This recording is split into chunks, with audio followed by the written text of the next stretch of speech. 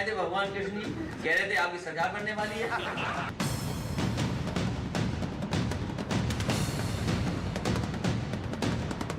आने वाले समय में भगवान परशुराम जी का ये स्थान और भव्य होगा। हमें उम्मीद है कि उत्तर प्रदेश की जनता को न केवल समाजवादी रास्ते पर ब्राह्मण समाज लेकर के आएगा और साथ ही साथ जिन्हें न्याय नहीं मिला है उनके न्याय के लिए खड़ा दिखाई देगा।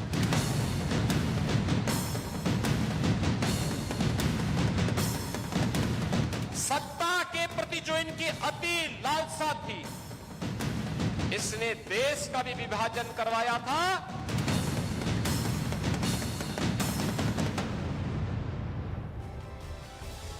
नमस्कार, मैं रीमा प्रसाद और डंके की चोट पर आज का सवाल है कि क्या यूपी की सत्ता उसी पार्टी को मिलेगी जिससे ब्राह्मण वोट करेगा, और इसी ब्राह्मण वोट के लिए अब सभी पार्टियां एड़ी चोटी का जोर लगा चुकी है। इस सवाल का जवाब समझने के लिए एक साथ दो तस्वीरों को देखिए। पहली तस्वीर कल की है जब समाजवादी पार्टी के अध्यक्ष अखिलेश यादव भगवान परशुराम की पूजा कर रहे हैं। पूजा के बाद उन्होंने दावा किया कि ब्राह्मण समाजवादी होते हैं। दूसरी तस्वीर कुछ दिन पुरानी है जब यूपी बीजेपी के ब्राह्मण नेता राष्ट्रीय अध्यक्ष जेपी नड्डा से मिल रहे थे। ऐसा दावा किया गया कि इस बैठक में यूपी में ब्राह्मणों की नाराजगी दूर करने पर चर्चा की गई और यह बैठक दिल्ली में हुई। यूपी में तकरीबन 12% वोटर ब्राह्मण हैं। दावा है कि ब्राह्मणों ने 2007 में बीएसपी का साथ दिया तो मायावती मुख्यमंत्री बन गई। 2012 में क्या स्थिति बनी ये हम आपको बताते हैं। 2012 में समाजवादी पार्टी का साथ दिया ब्राह्मणों ने और अखिलेश यादव मुख्यमंत्री बन गए। और 2017 में जब ब्राह्मण वोटर बीजेपी के साथ आया तो योगी आदित्यनाथ मुख्यमंत्री बने। ये ब्राह्मण वोटरों की स्थिति है कहां पे? उत्तर प्रदेश में, जो पूरे देश का सबसे बड़ा सूबा है। अब इन्हीं आंकड़ों को देखते हुए सभी पार्टियां ब्राह्मणों को रिझाने में लगी हुई ये कह सकते हैं। इसके लिए चाहे बीजेपी हो, समाजवादी पार्टी हो या बीएसपी, सबने जोर लगा दिया है। और अब अखिलेश यादव तो दावा ये कर रहे हैं कि ब्राह्मण सबसे बड़े समाजवादी होते हैं। सुनिए चुनावी माहौल में कहा क्या उन्होंने। मैं अपने सभी ब्राह्मण समाज के लोगों से कहूंगा कि जो ब्राह्मण समाज के लोग हैं वो सबसे समाजवादी लोग होते हैं, वो न्याय प्रिय लोग होते हैं। जो ब्राह्मण समाज के लोग हैं वो हमेशा न्याय दिलाने का काम करते हैं। हमें उम्मीद है कि उत्तर प्रदेश की जनता को न केवल समाजवादी रास्ते पर ब्राह्मण समाज लेकर के आएगा और साथ ही साथ जिन्हें न्याय नहीं मिला है उनके न्याय के लिए खड़ा दिखाई देगा। तो देश के सबसे बड़े सूबे में चुनाव है और जाहिर सी बात है कि धर्म, मजहब, जाति, ब्राह्मण, राजपूत सब सामने आ रहे हैं। राम, कृष्ण, इसके अलावा और कौन इस चुनावी माहौल में भगवान बन के आ रहे हैं, ये सब हम बड़ी बातें आज करेंगे। मेहमान कौन कौन से हैं इससे सबसे पहले मैं आपका परिचय करवा दूं। जफर इस्लाम प्रवक्ता है बीजेपी पार्टी के, शांतनु गुप्ता राजनीतिक विश्लेषक कुछ ही देर में जुड़ेंगे मेरे साथ, उमाशंकर पांडे प्रवक्ता कांग्रेस पार्टी के, धर्मवीर चौधरी बीएसपी से, आईपी सिंह नेता समाजवादी पार्टी से। आप सभी का बहुत स्वागत है। मैं सीधे सीधे बिना वक्त जाया किए मैं समाजवादी पार्टी का रुख करती हूँ, आईपी सिंह का रुख करती हूँ। आईपी सिंह सर, मैं आपसे ये समझना चाहती हूँ कि राम से दूरी लेकिन परशुराम पर इतना ज्यादा लगाव। मर्यादा पुरुषोत्तम भगवान श्री राम की जय। वो मर्यादा पुरुषोत्तम है, भगवान विष्णु के वो अवतार है। और जो भी आध्यात्मिक लोग हैं जो रामचरितमानस या रामायण जानते हो, जानते हैं कि भगवान परशुराम भी भगवान विष्णु के अवतार थे। तो भगवान विष्णु के अवतार के रूप में भगवान परशुराम की प्रतिमा और मंदिर का अनावरण हुआ है कल। लाखों की संख्या में ब्राह्मण समाज शामिल हुआ और उस कार्यक्रम में शंखनाद के साथ हमारे राष्ट्रीय अध्यक्ष माननीय अखिलेश जी उस पूजन में शामिल हुए। लाखों लोग आए और ये बदलाव की जो आंधी चल रही है, मैं आपको ध्यान दिलाना यही बदलाव तो मैं आपसे समझना चाहती हूँ कि लखनऊ से दूरी अयोध्या की कितनी है।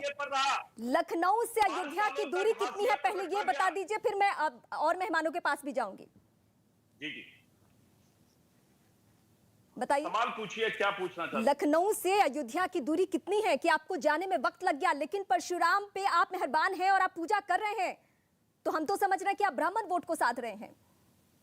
राष्ट्रीय अध्यक्ष जी, सब परिवार 2 दशक से मां भगवती का पूजन करते हैं, नवरात्रि का व्रत रहते हैं, मंदिर में दर्शन करने जाते हैं। लेकिन भारतीय जनता पार्टी को घूम फिर कर अयोध्या, मथुरा और काशी में उलझा कर रखना है। लेकिन ये महंगाई जो 350 रुपए का सिलेंडर, 1000 रामलला के दर्शन कब करेंगे? मैं तो सीधा से सवाल पूछ रही थी, वो जो दूरी में पूछ रही थी, रामलला के दर्शन कब करेंगे? 120 रुपए हो गया, इस पर चर्चा। आप राम परशुराम को क्यों बांट रहे हैं? राम से दूरी क्यों, रामलला से दूरी क्यों? कहा गया है हिंदू धर्म की 33 कोटि देवी देवता है। हाँ। हम तो गांव में डी बाबा को भी पूछते हैं, माँ काली को पूछते हैं। हम तो माँ लेकिन राम के पास नहीं जाते हैं ना सर, राम के पास नहीं जाते हैं। हमको बीजेपी और संघ परिवार करता है। मतलब आपको समझ में आ गया कि अब राम के पास जाएंगे तो फायदा नहीं मिलने वाला है, परशुराम के पास चलते हैं। मैं सीधे चलती हूँ जफर इस्लाम के पास, प्रवक्ता है बीजेपी के। जफर इस्लाम, ये राम परशुराम का वाकई बंटवारा हो रहा है क्या? आपके हिसाब से क्या समझ में आ रहा है? समाजवादी पार्टी का स्टैंड आपको क्या समझ में आ रहा है? देखिए, सत्ता की भूख, खोखले चेहरे, मुखौटा पहनकर ये वोट के लालच में इस तरह की बातें कर रहे हैं। जहां तक समाजवादी पार्टी को उत्तर प्रदेश की एक एक जनता जानती है जी कि MY कॉम्बिनेशन की बात करते हैं, MY, तो क्या इन्होंने ये कॉम्बिनेशन को नहीं MY कॉम्बिनेशन को क्या इन्होंने M को हटा दिया है? ये बड़ा सवाल है, इसलिए कि जिस तरह से बात कर रहे हैं तो उससे तो लग रहा है कि ये मुखौटा पहन के ये काम कर रहे हैं। आज अभी ये सबसे बड़े हिंदू बनना चाहते हैं, सवाल का जवाब दीजिए। मुस्लिम आप ही कहते रहे हैं, बीजेपी हमेशा कहती रही है कि ये रामलला का दर्शन करने नहीं जाते हैं, लेकिन आज ये रामलला का दर्शन करे ना करे परशुराम के पास जा रहे हैं। एक मिनट जरा आप सवाल कर लीजिए, फिर लोगों को मौका दीजिए जवाब देने का। फौरन सवाल पे सवाल कीजिएगा। ये सवाल आप ही से था। हाँ, तो बार बार सवाल पे नहीं, एक मिनट, नहीं, सवाल करके थोड़ा समय दीजिए, जवाब दे। अरे चुप रहिए, मेरे और भी मेहमान हैं, मुझे सबके पास जाना है। सब मेरे मेहमान हैं, मुझे सबके पास बारी बारी से जाना है। मैं बीच में किसी को नहीं इंटरप्ट किया, इसलिए जरा इनको बताइए कि शांति से, इतना घबराइए मत, जमीन खत्म हो गई है, चलिए मत जाते प्रदेश की जनता को। मैं सिर्फ इतना कह रहा हूं कि देखिए ये सब बिखौटा है, हर लोग जानता है कि इनका ये अरे भाई सिंह साहब चुप रहिए ना थोड़ा देर, बाद में बोल लीजिएगा, मौका मिलेगा। आप मुखौटा पहन के यहाँ बैठे हैं, कभी तक तो देखा नहीं कभी कि आप कभी गए हुआ ब्राह्मण समाज की बात करते हो। देखिए एक एक करके प्लीज, एक एक करके फिर मैं दूसरे मेहमान पे शिफ्ट हो जाऊंगी। प्लीज एक एक करके, हमें मुद्दे पे बात करनी है। लुभाने का काम कर रहे हैं, कब मुस्लिम समाज को लुभाने का काम करिएगा, कभी और कुछ करने का। हकीकत यही है कि आप जमीन खिसकी हुई है, आप हार रहे हैं बुरी तरह से, तो आप इस तरह आपको बिठाया बीजेपी ने। आप हिंदुत्व के लिए हम, अरे भाई, हम हिंदुत्व के लिए बोलने के लिए नहीं, आप काहे के लिए बोल रहे हैं? नहीं, तो आप बोल दीजिए, ठीक है। चलिए, आप दोनों अगर बहस कर रहे हैं तो मैं सीधे बीएसपी के पास जा रही हूँ। बीएसपी से इस वक्त हमारे साथ जुड़े हैं धर्मवीर चौधरी। धर्मवीर चौधरी जी, हमने बचपने से सुना है, हमने चुनावी माहौल में हमेशा यही सुना है, ब्राह्मण शंख बजाएगा, हाथी आगे बढ़ता जाएगा। लेकिन हाथी और ब्राह्मण का जो कॉम्बिनेशन है, अब उसमें अब कहां समाजवादी पार्टी घुस चुकी है? नहीं रीमा जी, नहीं, ये गाय और गिरगिट की पूजा करने वाले लोग, बीजेपी और समाजवादी पार्टी के लोग, ये अब तक गाय की पूजा करते थे, अब मैं कहूंगा कि ये गिरगिट की भी पूजा करने लगेंगे तो कोई बड़ी बात नहीं है, क्योंकि ये चेहरे और चाल और चरित्र से ये एक गाय गिरगिट आप एक साथ मत कीजिए प्लीज। राम भक्तों पर गाय गिरगिट को एक साथ मत लाइए। जो राम नहीं, मेरी नजर में दोनों जानवर हैं, मेरी नजर में दोनों जानवर हैं, गिरगिट भी और गाय भी। मुझे बोलने दीजिए आप। तो ये गाय और गिरगिट की पूजा करने वाले लोग, ये वो लोग हैं जो एक राम भक्तों पर गोली चलवाते हैं और एक भगवान परशुराम के वंशजों को 700 से ज्यादा हत्याएं करवा देते हैं उत्तर प्रदेश में। आज इनकी जमीन खिसकी हुई है तो इनको भगवान परशुराम याद आ रहे हैं, इनको गाय याद आ रही है, मायावती कहती थी कि एक अधिकार है उनका ब्राह्मणों पर, और हमने देखा भी कि चुनाव परिणाम में उनके साथ ब्राह्मण गया तो उनकी सरकार बनी। आज सिर्फ प्रबुद्ध सम्मेलन होगा या ब्राह्मणों की बात उस तरीके से होगी? अरे मैडम मुझे तो बोलने दीजिए आप, मैं आप ही से या पूछ आप रही ही हूँ। बोलती रहेंगी? मैं आप ही मेरे से टाइम पूछ को रही भी हूँ। आप खराब करेंगी। सवाल पूछना मेरा काम है और मैं वही कर रही मैं हूँ। बता रहा हूँ आपको, हाँ, मैं बता रहा हूं आपको, जब से आदरणीय सतीश चंद्र मिश्रा जी के नेतृत्व में प्रबुद्ध वर्ग के सम्मेलन हमने सफल कर दिए 75 जनपदों में, हाँ। तब से इनकी बौखलाहट बढ़ गई दोनों पार्टियों की। और ये जो है कभी अपने ब्राह्मण मंत्रियों को बुला के कोई मीटिंग कर रहे हैं, लेकिन अगर इन्होंने ईमानदारी से बीजेपी की सरकार ने काम ब्राह्मणों के हित में किए होते तो इनको ये जो है इस तरीके की बातें नहीं करनी पड़ती। और ये जो समाजवादी पार्टी है ये कब से ब्राह्मणों की जो है पहरेदार बन गई। हाँ। ये दोनों पार्टियां वोटों को अपनी तरफ आकर्षित करने के लिए चलिए, ये इन लुभावने दोनों वादे पार्टियों कर के रहे बारे हैं। में आपने लेकिन बता ये दिया। आपका सच्चाई है यही कि सवाल बैंक लेकर इन वाली दोनों पार्टियों के मायावती पास जी मैं ने जाऊंगी, जितना लेकिन इस सम्मान वक्त कांग्रेस ब्राह्मणों को पार्टी दिया से है, उमाशंकर उतना पांडे किसी हमारे पार्टी साथ ने जुड़े नहीं हुए। कांग्रेस पार्टी एक वक्त में ब्राह्मणों को लेकर उत्तर प्रदेश में उस तरीके से आगे बढ़ती रही। कहा यह भी जाता था कि ब्राह्मणों का साथ कांग्रेस पार्टी को मिला है। और चुनावी हकीकत क्या है उत्तर प्रदेश को लेकर, यह मैं अपने दर्शकों को याद दिला दूं कि जिधर ब्राह्मण शिफ्ट होता है सरकार उसी की बनती है। तो कांग्रेस पार्टी कैसे पीछे रह गई? क्या यही वजह है कि अब चंडी पाठ करने की जरूरत पड़ रही है प्रियंका गांधी को? देखिए, कांग्रेस पार्टी व्यक्तिगत आस्था को हमेशा से सर्वोपरि मानती रही है और इसीलिए इस देश का संविधान सेकुलर है, धर्मनिरपेक्ष है। जो जिस धर्म का है वो उस धर्म के अनुरूप अपनी आस्था के अनुरूप पूजा पाठ करे, इस पर कहाँ रोक लगी हुई है। अगर प्रियंका गांधी जी चंडी पाठ करती हैं या राहुल गांधी जी केदारनाथ की यात्रा करने पैदल जाते हैं तो इसमें कहाँ रुकावट है। लेकिन जो लोग धर्म के नाम पर, जाति के नाम पर राजनीतिक रोटियां सेकते हैं, हमारा जो प्रॉब्लम है वो इससे है। भारतीय जनता पार्टी धर्म के नाम पर राजनीति करती है लेकिन राम के नाम पर चंदा चोरी भी कर लेती है। समाजवादी पार्टी आज परशुराम की बात कर रही है, लेकिन जब मुकुल द्विवेदी की हत्या हुई थी मथुरा के जवाहर बाग में, उसका जवाब देंगे क्या आईपीएस मुकुल द्विवेदी पांडे जी? आप सभी ने अपनी पार्टी की बातें बता दी, स्टैंड बता दिया, लेकिन जो हमारे दर्शक है वो क्लियर देख पा रहे हैं कि सब लोग एक ही तरीके का काम करते हुए नजर आ रहे हैं। ये और बात है कि किसी ने राम को पकड़ लिया, किसी ने परशुराम को पकड़ लिया, किसी ने कृष्ण को पकड़ लिया, कोई चंडी पाठ कर रहा है, लेकिन कर सब वही रहे हैं।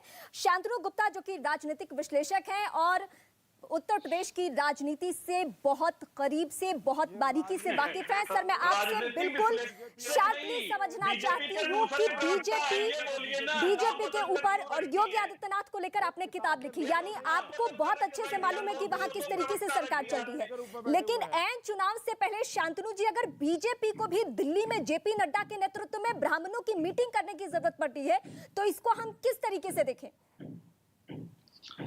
देखिए, मैं 2014 में ले चलूंगा आपके दर्शकों को। 2014 में जब भारतीय जनता पार्टी की प्रचंड जीत हुई तो कांग्रेस की एक कमेटी बैठी, एके एंटनी कमेटी, कि हम कितनी बुरी तरह क्यों हारे। और एके एंटनी कमेटी ने कहा, देखिए आपको बाकी पैनलिस्ट को, देखिए मैं बिल्कुल चुपचाप सुना। प्लीज आप लोग शांतनु जी को सुनिए, वो कोई पार्टी का एजेंडा नहीं रख रहे हैं, वो उत्तर प्रदेश की हकीकत जो कि हमारे दर्शक इस वक्त जुड़े हुए हैं उनको भी जाना है। प्लीज आप सभी से रिक्वेस्ट है, शांतनु जी को प्लीज सुनिए आप लोग। 2007, 2004, 2002 का जो शांतनु जी प्लीज बोलिए। थोड़ा सा इनको चुप कराएंगे तो मैं आराम से अपनी बात कह सकूंगा। तो 2014 में जब एके एंटनी कमेटी ने अपनी रिपोर्ट रखी कांग्रेस के सामने, तो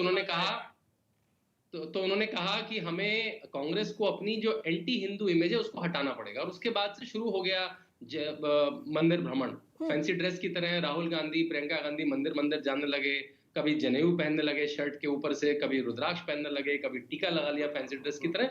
और वैसा ही अखिलेश यादव और पार्टियों ने भी करा। देखिए ये गलत तरीका है मेरे ख्याल से। देखिए ये आतंकवाद, चैनल पे आतंकवाद। प्लीज आप लोग नहीं बोलिए, मैं सभी गेस्ट से रिक्वेस्ट कर रही हूँ। शांतनु जी प्लीज आप अपनी बात कंप्लीट कीजिए। सरकार को ब्लैकमेल करके मोटा माल कमा रहे हैं और ये विश्लेषक बन जाते हैं। देखिए कितना प्लीज लीजिए, कटाक्ष नहीं करेंगे आप लोग, प्लीज एक दूसरे का सम्मान कीजिए प्लीज। जोर की मिर्ची लगी कि बिलबिला गए। इनसे पूछे 2012 आप अपना चैनल खोल लीजिए ना, आप अपना चैनल खोल लीजिए ना। 2007-2009 पूछिए जब आप लोकसभा रीमा जी आपको शांतनु जी प्लीज बोलिए। मैं तो नहीं चीख पाऊंगा। देखिए 2017 से पहले ये वही उत्तर प्रदेश है जहाँ 2017 से पहले केवल 4-5 चीजें सुनाई देती थी। हमें हज हाउस सुनाई देता था, हमें मुस्लिम लड़कियों के लिए सबसे गुजारिश है, एक एक करके मैं बात करूंगी। प्लीज मैं आप सभी से रिक्वेस्ट कर रही हूँ, एक एक करके आप अपनी बातें कही। आप शांतनु पे ही कमेंट कीजिएगा, लेकिन प्लीज एक एक करके प्लीज मैं रिक्वेस्ट कर रही हूँ सभी से। भगवान राम का नाम लीजिए, भगवान राम का नाम आईपी सिंह मैं आप ही के पास आ रही हूँ, शांतनु जी के पास मैं आईपी सिंह आप ही के पास आ रही हूँ, प्लीज। हाँ जी, मैं कह रहा हूँ 2017 से पहले उत्तर प्रदेश में 4-5 चीजें सुनाई देती थी। हमें हज हाउस सुनाई देता था, मुस्लिम लड़कियों के लिए स्कॉलरशिप सुनाई देती थी, इफ्तार पार्टियां सुनाई देती थी, और सुनाई देता था कैसे आतंकवादियों को छोड़ दिया जाएगा। लेकिन अब हमें दिख रहा है कि अखिलेश यादव भी कह रहे हैं कि मैं राम मंदिर बना देता। अब कह रहे हैं, अखिलेश यादव भी कह रहे हैं मैं राम मंदिर बनाया था।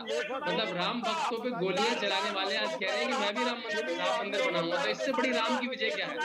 इससे बड़ी राम की विजय क्या है जब राम भक्तों के हथियार राम मंदिर बनाने को रेडी है? अच्छा, अब इसी के साथ ये भी बता दीजिए, कुछ आंकड़े जब हम देख रहे हैं, कुछ रिपोर्ट्स हम देख रहे हैं, सीएसडीएस की रिपोर्ट अगर हम देख रहे हैं, तो उसमें ये पता चल रहा है कि ब्राह्मण वोटर जिधर शिफ्ट हुआ है, सरकारें उसी की बनी हो, चाहे बीएसपी की हो, समाजवादी पार्टी की हो, या हालिया उत्तर प्रदेश में बीजेपी की सरकार बनी हो, ब्राह्मण वोटर निर्णायक भूमिका में रहा है। इसके पीछे क्या आधार है? आपने मुझसे पूछा है रीमा जी, देखिए 2014 के बाद से मेरे ख्याल से चुनावी गणित बड़े बदल चुके हैं। हाँ। अभी एक नया वोटर पैदा हुआ है, जिसे कहते हैं लाभार्थी वोटर, जिसको कुछ ना कुछ मिला है। हाँ। या तो इंफ्रास्ट्रक्चर मिला है, कोई पूर्वांचल एक्सप्रेसवे के नाम पे वोट करेगा, कोई झांसी की डिफेंस कॉरिडोर के नाम पे वोट करेगा, कोई जेवर एयरपोर्ट के नाम पे वोट करेगा, कोई इसलिए वोट करेगा क्योंकि उसको चूल्हा मिला है, कोई इसलिए वोट करेगा क्योंकि उसके घर में टॉयलेट आया है, किसान इसलिए वोट करेगा क्योंकि उसको पीएम किसान मिला है, बहुत लाखों लोग इसलिए वोट करेंगे क्योंकि उनको घर मिला है। तो अब ये गणनाएं कि जाट कहाँ जाएगा, ब्राह्मण कहाँ जाएगा, क्षत्रिय कहाँ जाएगा, वो बहुत पुरानी हो चुकी है। देखिए चिल्ला चिल्ली से कुछ नहीं होगा, आपका फ्रस्ट्रेशन नजर आएगा बस।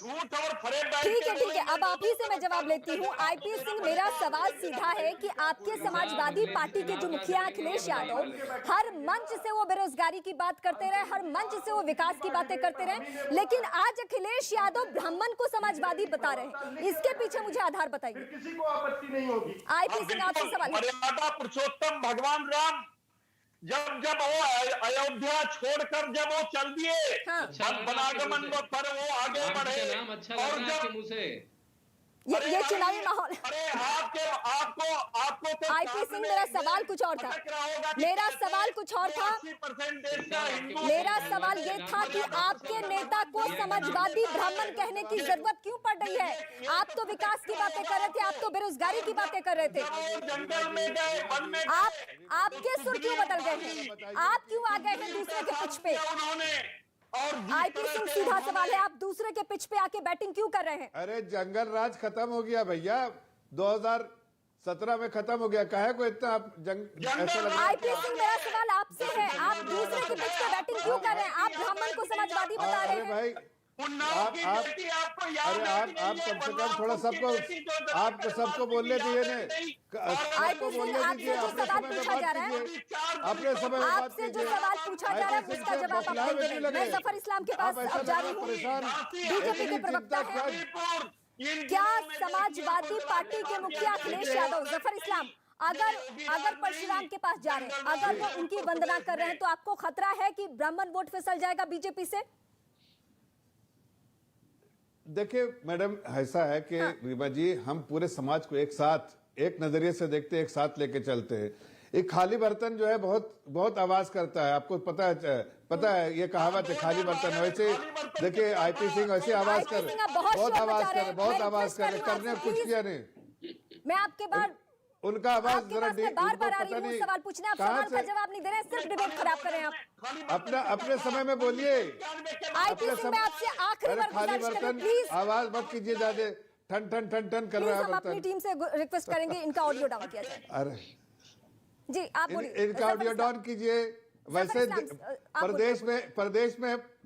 प्रदेश में जनता ने इनको डाउन कर दिया है, यहाँ ऑडियो डाउन कीजिए इनका। इसी लायक ही देखिए, मैं कह रहा हूँ कि सबको, समाज को, हम अपने पूरे समाज को एक साथ लेके, सबका साथ, सबका विकास, सबका जो विश्वास लेकर हम चलते हैं। हमें कोई जाति, धर्म, आस्था में ये नहीं। भारतीय जनता पार्टी जानी जाती है समाज के लिए सेवा करने के लिए। ब्राह्मण नेताओं को लेकर दिल्ली में बैठक आपने की है, अभी हालिया की है बैठक।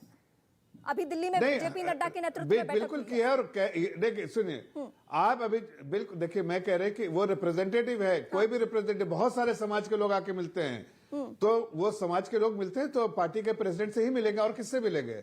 अगर वो चाहे उत्तर प्रदेश को चाहे किसी प्रदेश को, रोज ही मीटिंग होती है, लोग आके अगर जनप्रतिनिधि है तो उनसे मिलेगा। और इतनी बड़ी विशाल पार्टी के अगर राष्ट्रीय अध्यक्ष है तो उन्हीं से लोग तो जाके भगवान मान रही है, लेकिन समाजवादी पार्टी में इतनी बौखलाहट है। आपको खतरा महसूस हो रहा है? देखिए, मेरे को खतरा महसूस नहीं हो रहा है, ये खतरा इनको महसूस हो रहा है, इसलिए परेशान हो रहे हैं। देखिए ये परेशान, अरे क्यों परेशान हो रहे हैं? बौखलाहट आईपी सिंह जरा, अरे भाई क्यों खाली बर्तन आवाज करूं? आप एक नहीं सुन रहे हैं किसी की। आप सबसे इनका वीडियो ऑडियो सब डाउन कीजिए। इनको मैं धर्मवीर चौधरी का रुख करती हूँ, बीएसपी से हैं हमारे साथ। आप दिख रहा है ना, मैं तो बहुत शांति से जवाब दे रहा हूँ। इनसे क्या सवाल करेंगे बताइए? नहीं, एक मिनट देखिए, आप जब तक ऑडियो डाउन नहीं कीजिएगा ये ऐसे आगे बढ़ रहे थे, लेकिन अब जब बीजेपी पहले से ही स्टैंड क्लियर है, मीटिंग कर चुकी है, जिस मीटिंग का मैं जिक्र कर रही हूं अपने दर्शकों के सामने, 2000 का चुनावी परिणाम आप सभी के सामने है। और अभी जो हम आंकड़े उठा के देखेंगे तो ब्राह्मण विधायक सबसे ज्यादा किसके पास है? बीजेपी के पास है। तो अब बीएसपी क्या करने वाली है?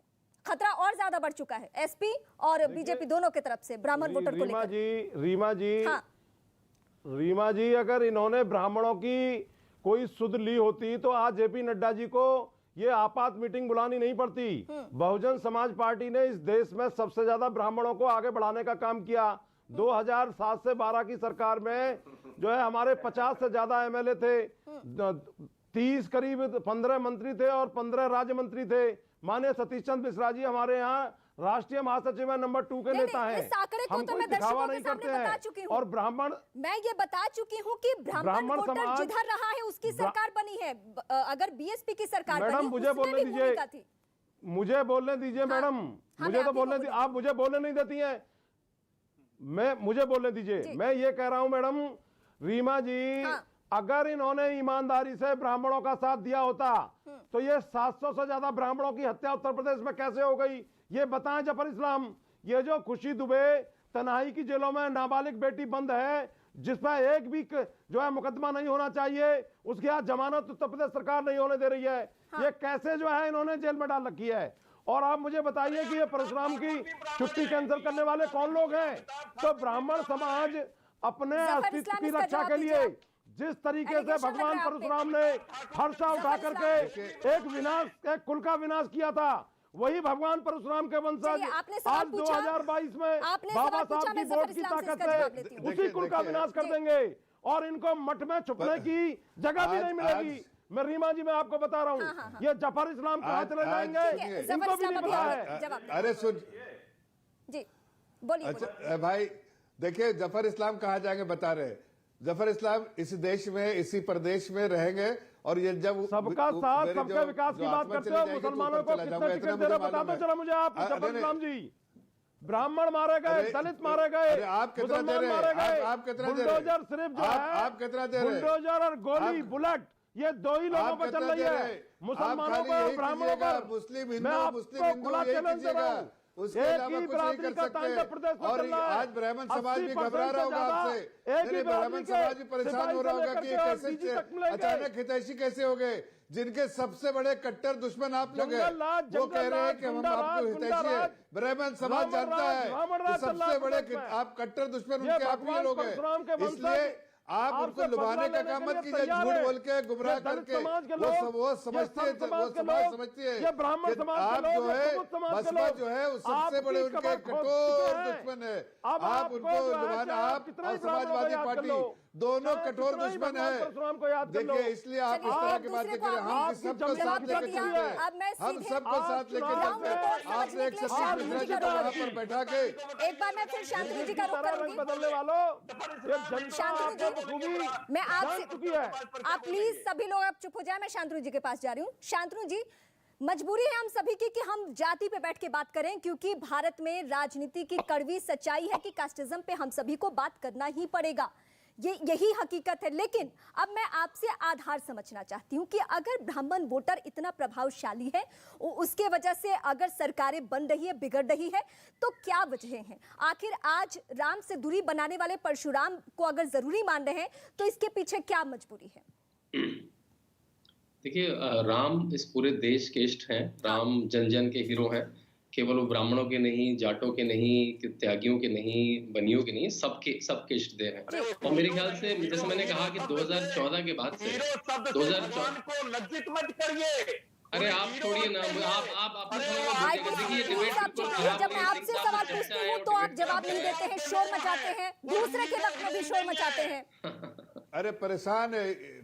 देखिए, आप बहुत परेशान लग रहे हैं सिंह साहब, बहुत परेशान है। लेकिन देखिए, लेकिन बहुत सुंदर बात यह है, बहुत सुंदर बात यह है, बहुत सुंदर बात रीमा जी ये है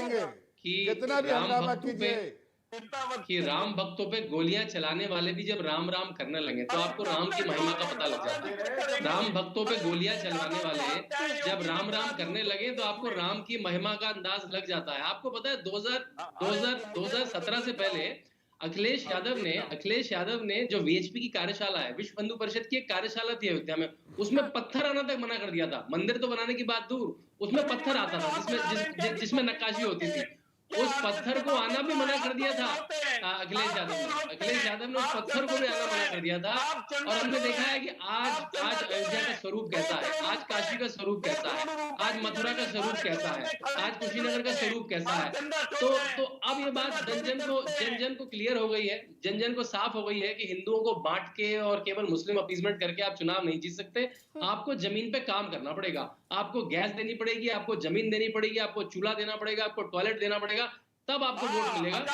ऐसे आपको वोट नहीं मिलेगा। इसलिए आप कुछ नहीं काम है तो राम अब कुछ नहीं काम है तो अखिलेश यादव भी राम राम कर रहे हैं, राहुल गांधी भी राम राम कर रहे हैं, प्रियंका गांधी भी फैंसी ड्रेस कर रही है, तो देखिए राम जी सबका कल्याण करें। मैं तो यही कहूंगा, राम जी सबका कल्याण करें। जमानत जब्त होगी, आपकी जमानत जब्त हो जाएगी। इस बीच उमाशंकर जी आप कुछ कहना चाहते हैं? किसकी जमानत जब्त होगी? आप अस्पताल जरूर चले जाएंगे। आज घोषित किया 2017 में आज के दिन ही जिस तरीके की भाषा इन्होंने एक महिला के लिए प्रयोग किया है प्रियंका गांधी जी के लिए, वो इनके संस्कारों को दिखाता है। मैं सोच रहा हूँ जफर इस्लाम सोच रहे होंगे वो क्या बोले, जो शांतनु गुप्ता तो उनसे आगे बढ़ के बोल रहे हैं, लगता होड़ लगी है बीजेपी प्रवक्ता बनने की।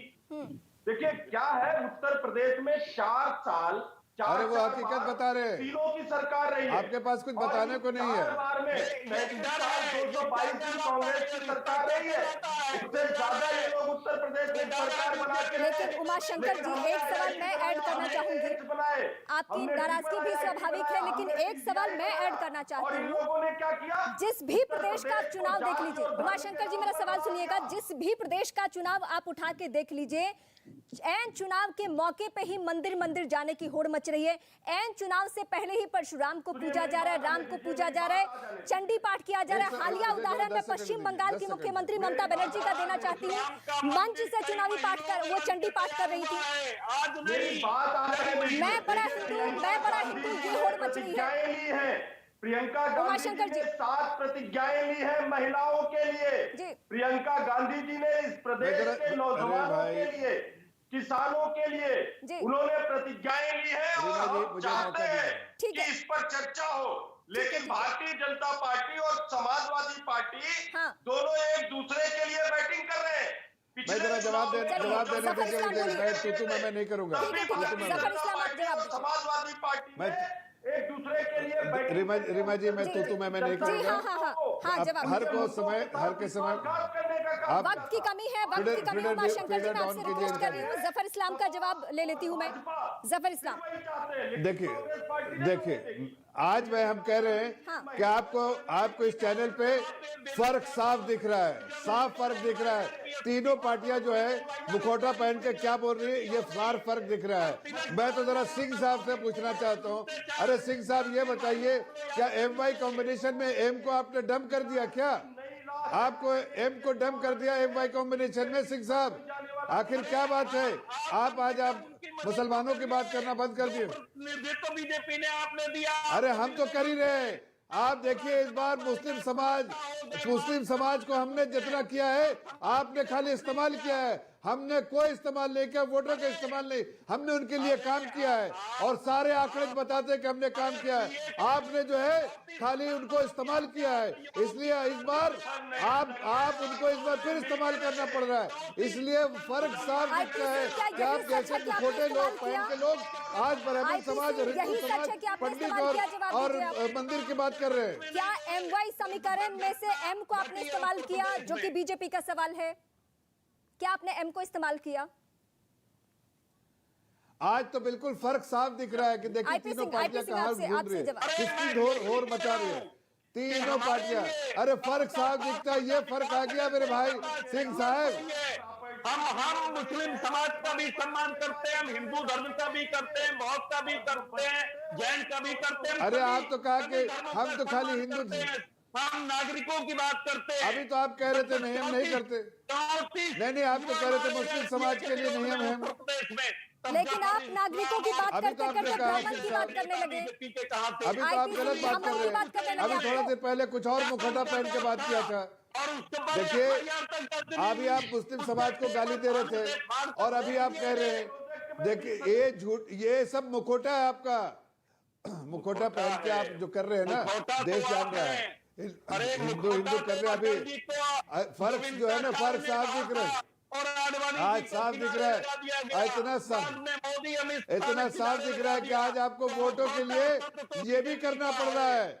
अरे लाल टोपी जो घरते की घंटी है उसको क्या क्या करना पड़ रहा है, साफ दिख रहा है। सिंह साहब आज आपका मुखौटा जो है प्रदेश की जनता उठा देगी, प्रदेश की जनता उठाएगी आपका मुखौटा, आपको आईना दिखाएगी।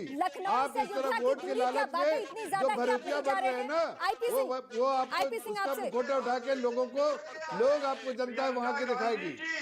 राहुल गांधी जी और उत्तर प्रदेश। IP सिंह आपसे मैंने पूछा क्या अयोध्या की दूरी अब तय करेंगे या नहीं करेंगे?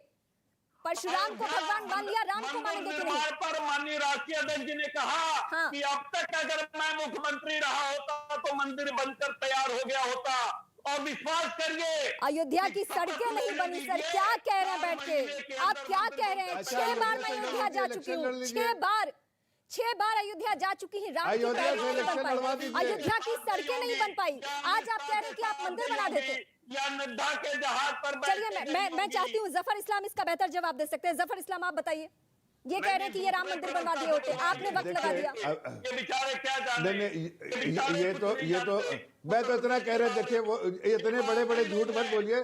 सिंह साहब खाली इतना बोल दीजिए, क्या अखिलेश यादव अयोध्या से इलेक्शन लड़ेंगे?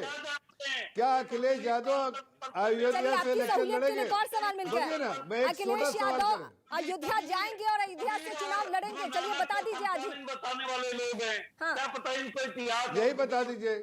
अरे यही सिंह साहब, अरे तनिक सुनिए और जवाब दीजिए ना, काहे को बात रहे हैं? अरे समझत बानी, कहाँ से बोलत बानी आप? हमरा के सब समझ में आवता, हम वही पूर्वांचल के घूमते बानी। तो जवाब दो ना, कहा सब करे आवता। गुजरात से वो आजाद बात है, उत्तराखंड से आदित्यनाथ, अजय सिंह। आप लड़िएगा कहाँ से? अखिलेश यादव अयोध्या से लड़क के ना, जरा जनता को बताई दे ना जरा।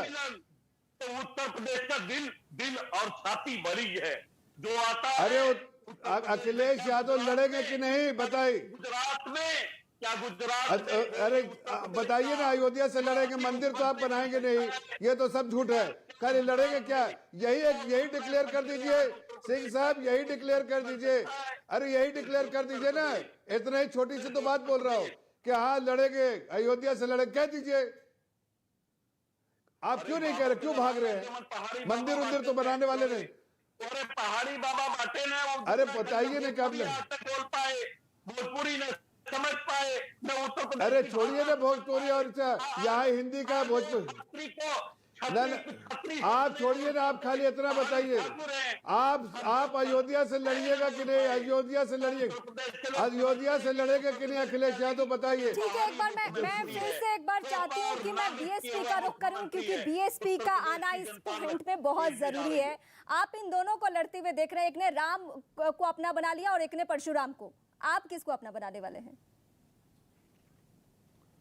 देखिए रीमा जी, हाँ। ये दोनों पार्टियां जिस तरीके से चोली दामन का इनका आपस में साथ है, ये भ्रष्टाचारी हैं। एक ने भगवान राम को धोखा दिया, दूसरे परशुराम को धोखा दे रहे हैं। हाँ। और पर भगवान परशुराम के वंशज, भगवान राम के मानने वाले लोग इन दोनों पार्टियों को 2022 में आईना दिखा देंगे। आज ये दोनों सत्ता के लिए लालायित हैं, झूठ प्रपंच करके ये लोगों को बहकाना चाहते हैं। 2017 में जिस उम्मीद के साथ में ब्राह्मण समाज के लोगों ने बीजेपी को वोट दिया था, लेकिन ब्राह्मण समाज के लोग क्या ऐसा कोई सगा नहीं जिसको आरएसएस और बीजेपी ने ठगा नहीं, चाहे वो ब्राह्मण समाज के लोग हों और चाहे वो मुस्लिम समाज के लोग हों, चाहे वो ओबीसी और माइनॉरिटीज के लोग हों। ये विकल्प ये है रीमा जी कि 2007 से 2007 से 12 की सरकार जिस तरीके से प्रबुद्ध वर्ग के लोगों ने, ब्राह्मण समाज के लोगों ने आदरणीय बहन कुमारी मायावती जी को इस प्रदेश का मुख्यमंत्री बनाया था, उसी सोशल इंजीनियरिंग के साथ में हम 2022 में उत्तर प्रदेश में स्पष्ट बहुमत की सरकार बनाएंगे और ये ब्राह्मण समाज के लोग और ये शंख बजाएंगे और हाथी जो है वो लखनऊ होता हुआ दिल्ली जाएगा। रीमा जी, चलिए देखते हैं क्या होता है चुनावी माहौल में। लेकिन एक बार मैं फिर अब कांग्रेस पार्टी का रुख करती हूँ। उमाशंकर पांडे, अब तो सबने बंटवारा कर लिया किसको क्या करना है, राम किसके, परशुराम किसके, और ब्राह्मण शंख बजाएगा, हाथी दिल्ली तक जाएगा, सिर्फ लखनऊ नहीं रहेगा। तो कांग्रेस पार्टी जो यहाँ भी प्लानिंग कर रही है, वहां भी दिल्ली भी स्ट्रैटेजी तैयार कर रही है, कांग्रेस पार्टी क्या करेगी, क्या है इस वक्त कांग्रेस पार्टी के पास? देखिए, प्रियंका गांधी जी ने उत्तर प्रदेश की बहन बेटियों के साथ अपना संबंध बना लिया है। हाँ। उत्तर प्रदेश की बेटी ने उत्तर प्रदेश की बेटियों के साथ मिलकर उनको आगे बढ़ाने का पूरा रोड मैप, हमारा जो घोषणा पत्र था उसको जारी करके महिलाओं के लिए अलग से घोषणा पत्र जारी करके वो तय कर दिया है। किसानों के साथ कांग्रेस पार्टी का गठबंधन है उत्तर प्रदेश के। लेकिन अब देखिए ना बीजेपी और ना समाजवादी पार्टी कोई भी बात ही नहीं कर रहा। अब तो सब राम परशुराम पे शिफ्ट हो गए हैं, तो कांग्रेस पार्टी कहाँ जा रही है? कोई विकास पे बात नहीं कर रहा है, राम परशुराम पे बात हो रही है, बात सुन लीजिए, मथुरा अयोध्या काशी इस पे बात हो रही है। तो अब कांग्रेस पार्टी क्या करेगी, मैं आपसे ये समझना चाहती हूं। कांग्रेस पार्टी क्या कर रही है वो पूरा प्रदेश और पूरा देश देख रहा है। बेचैन भारतीय जनता पार्टी और समाजवादी पार्टी एक दूसरे से नूरा कुश्ती कर रहे हैं। बहन जी को छोड़ दीजिए, बहन जी तो 10 बाई 10 के कमरे में कैद है, बाहर ही नहीं निकल रही है कि कब ईडी और सीबीआई आ रहे हैं। हम तो हमने प्रबुद्ध वर्ग के सम्मेलन शुरू किए थे, ये समाजवादी पार्टी बीजेपी ने हमारी नकल की, लेकिन ये नकल करने में भी इनको अकल नहीं आई।